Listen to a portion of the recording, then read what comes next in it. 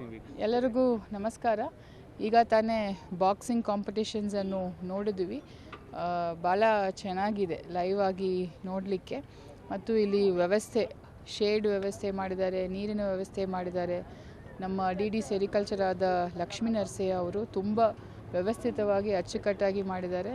ನಿಮಗೆ ಅಭಿನಂದನೆಗಳನ್ನು ನಾನು ಹೇಳೋಕ್ಕೆ ಇಷ್ಟಪಡ್ತೀನಿ.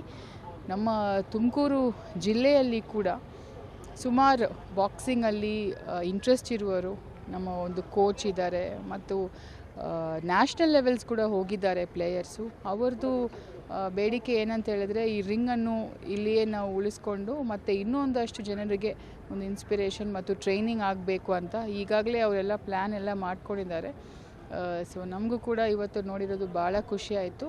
ಸಂಜೆ 4 ಗಂಟೆಗೆ ಮತ್ತೆ ಬಾಕ್ಸಿಂಗ್ ಕಾಂಪಿಟೇಷನ್ನು ಇರುತ್ತದೆ ಮತ್ತು ಡ್ರ್ಯಾಗನ್ ಬೋಟ್ ಕಾಂಪಿಟೇಷನ್ ಕೂಡ ಸಂಜೆ 4 ಗಂಟೆಗೆ ಇರ್ತದೆ.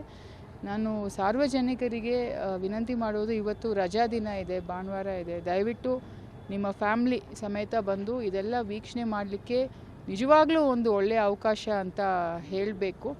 ನಾನು ಕೂಡ US ಅಲ್ಲಿ 5 ಇಯರ್ಸ್ ಕೆಲಸ ಮಾಡಿದ್ದೀನಿ.